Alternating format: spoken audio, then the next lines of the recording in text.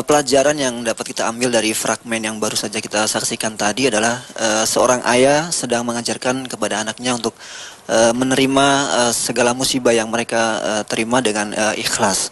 Pertanyaan saya adalah apa sebenarnya makna ikhlas itu sendiri? Kemudian untuk mencapai ikhlas itu apakah seorang harus menempuh jenjang-jenjang tertentu untuk sampai ke derajat ikhlas? Terima kasih. Apa itu ikhlas? Nah, kita lihat sekarang. Ikhlas itu terambil dari kata khalis. Saya yang ngerti bahasa Arab, khalas itu apa artinya? Ini ada mas. Sudah. Kalau saya berkata sudah, selesai. Itu ada enggak sebelumnya? Ada sebelumnya. Khalis itu berarti murni, suci, setelah sebelumnya keruh atau ada kekeruhannya. Ikhlas adalah upaya untuk mengeluarkan yang keruh, mengeluarkan yang bukan bahagian darinya, sehingga pada akhirnya menjadi suci, murni, hanya bahagian darinya. Itu sebabnya Al-Quran, Qul huwallahu ahad, dinamai surah Al-Ikhlas. Kenapa? Karena ada kepercayaan tentang Tuhan, dia beranak, ada samanya dan lain-lainnya. Surah ini mengikhlaskan sifat-sifat Tuhan, mengeluarkan semua yang bukan sifatnya, sehingga dia Qul huwallahu ahad, Allahus samad, dan seterusnya. Itu satu. Yang kedua, ikhlas ini memang sulit. Sampai-sampai ada ungkapan begini, kullun nasi halka. Semua manusia itu binasa, celaka. Illal alimun. Kecuali orang yang berpengetahuan. Wa kullul alimina halka illal amilun.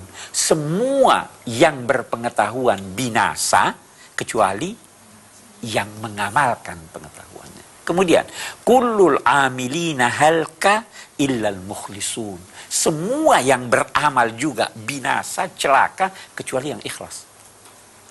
Wal mukhlisun ala khatar. Yang ikhlas pun masih dalam bahaya. Kenapa? Karena boleh jadi pertama Anda sudah ikhlas, di tengah jalan Anda tidak ikhlas. Iya kan? Boleh jadi di tengah jalan Anda ikhlas, begitu selesai pekerjaan, ada yang puji-puji Anda dan sebagainya, tidak ikhlas. Nah, ikhlas itu mengeluarkan segala yang bukan bahagiannya, dan itu dijadikan semata-mata hanya karena Allah Subhanahu wa ta'ala. Memang ada bahasan di kalangan ulama, boleh tidak dicampur? Sedikit buat Allah, sedikit buat yang lain. Ada yang ketat tidak boleh. Ada yang bilang bahwa kalau tercampur, dan yang tercampur itu sejalan dengan perintah Allah, boleh. Saya mau beri contoh. Naik haji harus karena Allah. Boleh tidak naik haji sambil dagang? Boleh. Kalau begitu boleh campur dong. Ya toh? Dikatakan itu boleh karena ini termasuk dalam izin Allah. Ya toh? Allah kan mengizinkan, la junaha alaikum anta tabtaghu fadlan min rabbikum. Terus ditambah oleh Ibnu Abbas sebagai penjelasan, fi mausimil hajj. Tidak ada halangan buat kamu untuk mencari anugerah Tuhanmu, yakni berdagang, walaupun di musim haji. Itu ikhlas. Jadi memang sangat sulit ini ikhlas. Dan ikhlas itu tidak ada yang tahu kecuali Allah. Kita sendiri biasa menduga sudah ikhlas, padahal belum ikhlas. Itu dikatakan al-ikhlas. Ikhlas itu rahasia antara Tuhan dengan hamba. Malaikat tidak tahu, jadi dia tidak catat. Dan setan juga tidak tahu, sehingga dia tidak bisa membinasakan. Itu ikhlas. Kita biasa perlu bertobat dari apa yang kita anggap ikhlas, padahal sebenarnya belum ikhlas. Ya kan? Kita akan mengambil kesimpulan dari apa yang kita baca ini. Saya kira yang pertama, kesimpulan yang pertama, bahwa kehadiran Nabi itu adalah kebutuhan umat manusia. Ya toh? Ini dibuktikan bahwa mereka akan terus dalam kesesatannya, sehingga Allah mengutus Nabi dan Rasul. Kita butuh. banyak yang kita tidak tahu dalam kehidupan ini. Dan yang memberitahu kita itu adalah Allah melalui nabi-nabi. Jadi kita butuh kepada nabi.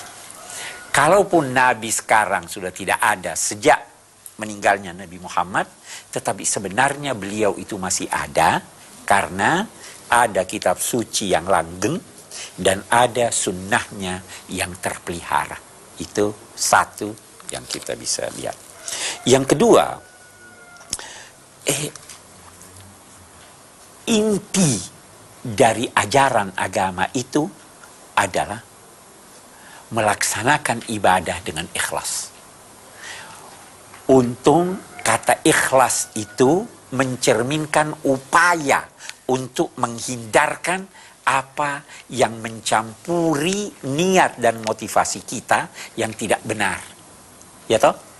Menghilangkan itu. Itu ada upaya. Itu harus ada upaya terus-menerus untuk itu. Kita ini manusia. Siapa sih yang tidak senang dipuji? Semua kita senang. Tapi kita harus ikhlas dalam arti berupaya untuk menyingkirkan apa yang bertentangan dengan keikhlasan itu. Itu yang kedua. Yang ketiga, saya kira kesimpulan yang dapat kita ambil bahwa beragama yang benar itu haruslah hubungan baik dengan Allah, harus hubungan baik dengan sesama manusia. Hubungan baik dengan Allah itu tercermin pada sholat. Hubungan baik dengan sesama manusia tercermin pada zakat atau sedekah. Tidak ada baiknya seseorang yang tidak sholat dan tidak berzakat. Yang terakhir, bahwa orang-orang yang paling baik, orang-orang yang durhaka itu adalah seburuk-buruk manusia, seburuk-buruk makhluk, dan orang yang taat kepada Allah adalah sebaik-baik makhluk. Saya kira ini kesimpulan yang dapat kita ambil. Mudah-mudahan ada manfaatnya. Wassalamualaikum warahmatullahi wabarakatuh.